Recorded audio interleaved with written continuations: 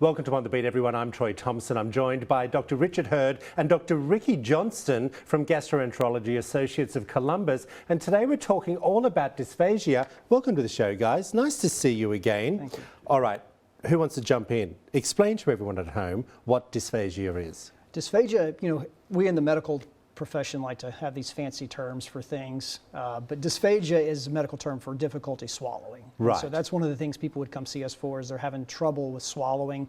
And that can mean a lot of different things, but generally for us, it's after they swallow food, particularly solid foods, they may feel it stick kind of as it's going down into the chest before it passes through. Yeah, well, I get that from eating too much and too fast. Do you know what I mean? Right. So I'm a walking dysphagia.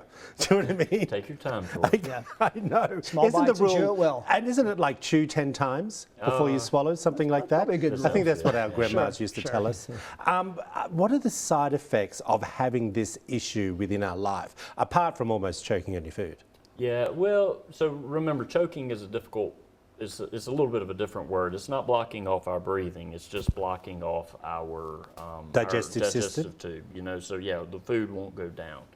And so a lot of times we'll see vomiting from that, chest pain from that. People will say the food is sticking here. People can perceive what's happening there pretty well. Well, I think if you aren't swallowing properly, you really do know if there is going to be an issue.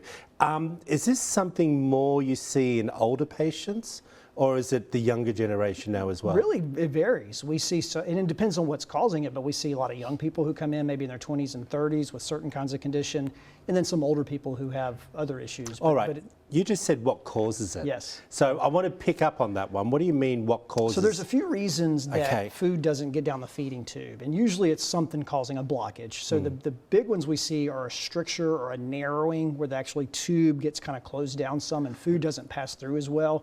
And there's different reasons that can happen. There's actually something we see in young people that I was alluding to that's an allergic condition, kind of like asthma, except it affects the esophagus. Wow. It's called eosinophilic esophagitis, or EOE for short. But basically it's an allergic condition, and we see it a lot in young males, and food can get stuck when they're swallowing. Is this a hereditary condition? No, it just happens. Usually. It's just naturally derived from birth. Let's talk a little bit about how do we fix the situation. Yeah, if you're feeling food get hung up in your throat, that's a definite reason to come see us, because what we want to do is look down in there with a scope, a camera, and see what's causing that. If we see a stricture, as Ricky was talking about, we can stretch that out and allow the food to go down. We would take biopsies to check for this eosinophilic esophagitis that Ricky was talking about. There's a lot of different things depending on what. Well, I think that's great information, but if I can, I want to jump over to your practices when it comes to COVID-19 within the clinic, the surgery center that you have. What's your protocol as of now? For people coming for procedures, they have to be tested. If they're not vaccinated, they have to be tested before they come for a procedure. People who are vaccinated bring us a copy of their card to prove they're vaccinated, and that lets them in without testing. Our staff all wear masks. We don't have a vaccine requirement at this time for our staff, but that may it could be happening. It could be happening. But we're all masked and taking all the appropriate precautions. Have you found that it's made people a lot more nervous to come in and have procedures? Well, especially back in 2020, yes. Yeah. I mean, there was a time where it was where people were really hesitant. Now, people are less hesitant. We're more used to it now. We've been out doing things.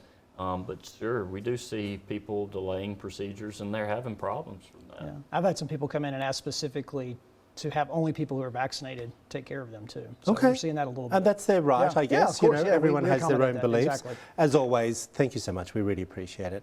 If you want to find out more information, there it all is up on the screen for you. I've been chatting away with Dr. Richard Hurd and Dr. Ricky Johnston from Gastroenterology Associates of Columbus. Back after this short break.